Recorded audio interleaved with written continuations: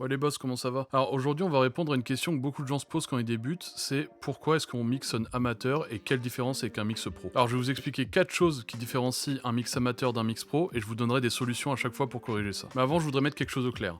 Avant d'atteindre un mix professionnel, c'est des années de travail, plusieurs heures par jour, des journées à lire des forums, des livres, regarder des vidéos, se remettre en question en permanence, ça arrive pas du jour au lendemain, et c'est comme ça dans toutes les disciplines. Travailler dur, c'est primordial. Maintenant que c'est clair, la première chose, selon moi, qui différencie un mix pro d'un mix amateur, c'est les prises. Alors souvent quand on débute, on prend ce qu'on a pour s'entraîner, on veut sortir des morceaux. Si tu rajoutes à ça une prod monobloc en MP3, tu te retrouves avec des trucs super difficiles à faire sonner. Imagine tu veux faire une tomate mozza, mais tes tomates elles sont dures, la mozza elle est sèche, t'as pas de basilic, et bah c'est compliqué de bien faire à manger. C'est pareil pour le mix. La partie la plus déterminante pour un bon mix, un bon son, c'est la prise et la qualité de différentes pistes. Alors la première solution que j'ai pour ça, si vous voulez vous entraîner, c'est qu'il existe des sites qui permettent d'avoir accès à des multipistes, donc que des mecs ont rec, et en fait ils les laissent libres pour que les gens puissent s'entraîner à mixer et leur envoyer éventuellement leur version, etc., dire ce qu'ils en pensent. Et je pense que c'est très cool au début pour se rendre compte de ce qu'est une bonne prise en fait. Concrètement, la différence entre une mauvaise prise et une bonne prise, une fois que vous avez l'habitude, vous saurez vraiment différencier les deux. Je vous mets les liens vers les sites en description. Et la deuxième solution, ça peut paraître un peu contre-intuitif, mais c'est de réduire le process en fait. C'est d'éviter de mettre trop de plugins et effets sans trop savoir ce qu'on fait pour corriger des choses, on sait même pas comment on fait, on sait même pas pourquoi. Vaut mieux quelques choix judicieux, bien placés, que soient efficaces, que des choix hasardeux en fait qui vont faire une bouillie bizarre. Ensuite, d'après moi, la deuxième chose qui différencie un mix amateur de pro, c'est le surplus de reverb. Alors, la reverb, c'est un effet super que j'adore, mais en fait, sa surutilisation, ça peut sortir des éléments du mix, trop les reculer, embouer le tout, brouiller le signal global. À l'inverse, des reverbs bien dosés, ça va te permettre de placer un élément, l'enrober, le mettre en valeur. La première solution que je peux vous donner, mis à part d'essayer de mieux doser la reverb, déjà c'est d'EQ vos reverbs. N'hésitez pas à vous couper tout ce qu'il y a en dessous de 500 par exemple. Un low cut, une baisse de certaines fréquences de présence, ou dans le bas mid léger, même un high cut, donc tout ce qui est haute fréquence pour permettre d'avoir quelque chose de moins criard, que soit de moins numérique et qui ait pas un bruit artificiel dans les hautes fréquences. En fait tout ça, ça permet de fit vos reverbs avec les éléments sur lesquels elles sont. Ensuite la deuxième solution,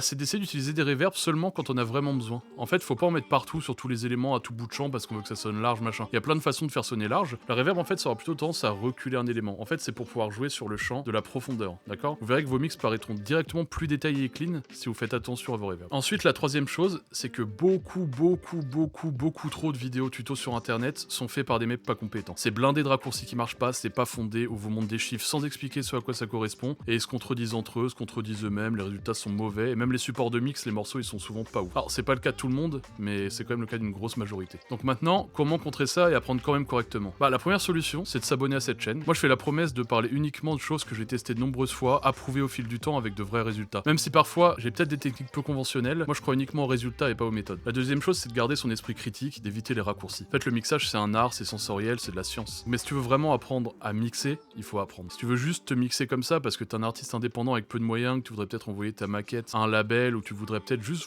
commencer à avoir quelque chose qui sonne comme tu veux, alors reste branché, il y a quelque chose qui arrive pour toi très bientôt sur cette chaîne. Et la dernière chose, c'est souvent au niveau du mix des voix. Alors dans plein de vidéos, on va vous dire Oui, baisser de 6 dB à 350 Hz et booster de 8000 dB à 12000 Hz et après... bullshit. Évidemment, ajouter de l'air c'est important, évidemment sur certaines voix parfois faut réduire un peu le low mid pour éviter d'avoir quelque chose de trop boxé, qui sonne comme ça. Mais oubliez pas de vous servir de vos oreilles. Avant même de commencer le mix, posez-vous la question de la direction que vous voulez. Une fois que tu connais ta direction, tu sais où tu vas, tu sais ce que tu dois faire, tu sais les actions que tu vas devoir faire pour que ta voix sonne comme tu veux. Encore une fois, sur un mauvais micro, sur une mauvaise prise, ça va être muddy, il va falloir gérer ce low mid un peu problématique et probablement booster les hautes fréquences. Ce trop plein de hautes fréquences, en fait, il peut vous faire perdre toute assise à votre voix, la rendre ultra fluette à cause du changement d'équilibre. Donc je m'explique, alors c'est assez logique mais c'est intéressant de le savoir. Donc par exemple, j'ai une voix qui est à moins 4 dB. Alors je vais booster les hautes fréquences de 10 dB et je vais faire en sorte que mon volume retombe à moins 6 dB, d'accord? Parce que quand je vais booster de 10 dB mes hautes fréquences, forcément ma voix va sonner plus fort. Là moi je veux qu'elle sonne pareil que quand j'avais pas ajouté, d'accord? Donc la voix va se baisser. Le boost que j'ai fait, si je le rebaisse, c'est comme si je venais de baisser toutes les autres. C'est exactement pareil. Booster les hautes ou réduire les basses, en fait ça revient à changer l'équilibre fréquentiel. Donc si je booste trop mes hautes, en fait, je vais perdre en bas et je vais perdre de la présence et de l'assise. C'est pour ça qu'il faut faire un petit peu de haute, baisser un peu de barre, monter un peu de haute, rebaisser, remonter et faire vraiment un équilibre. Donc booster les basses fréquences plus monter les hautes, en fait ça revient à booster 2 fois les hautes ou à baisser 2 fois les lows. D'accord? Donc on va perdre pas mal de corps et c'est important quand même d'avoir un peu de corps dans la voix. Donc j'espère que j'ai été clair là-dessus, c'est assez logique, c'est juste une question d'équilibre fréquentiel. Alors la solution, moi que je peux vous donner, mis à part d'apprendre, c'est de prendre le temps de bien EQ votre voix, en contexte avec la prod. Faire en sorte que les deux fit le mieux possible. Par exemple, si vous avez une prod où il n'y a pas beaucoup de low mid, pourquoi pas en mettre sur votre voix pour avoir un équilibre global qui soit plus intéressant. Si vous avez une prod avec des grosses 808, on peut peut-être couper un peu de low mid et de basse dans la voix, comme ça laisse la place à la 808 et on crée une cohésion un équilibre intéressant. Prendre le temps de construire sa voix correctement et surtout sans appliquer le chiffre aléatoire, arbitraire qui dépend en fait de chaque voix, de chaque micro, de chaque pièce, de chaque moment. Et oui, il faut arrêter d'écouter les oui, 3 dB, ça sert à rien. Et pour vous donner un dernier conseil, prenez le temps qu'il vous faut pour apprendre. Si vous aimez ça, vous allez voir que ça passera très très vite. Parfois c'est frustrant au début, mais le jeu en vaut la chandelle. Une fois qu'on commence à avoir des résultats, c'est vraiment cool. Donc merci d'avoir regardé la vidéo jusque là, ça fait plaisir. Si ça t'a plu, je te laisse mettre un petit pouce bleu et partager cette vidéo autour de toi. Et en attendant que tu deviennes un pro, je te dis bye.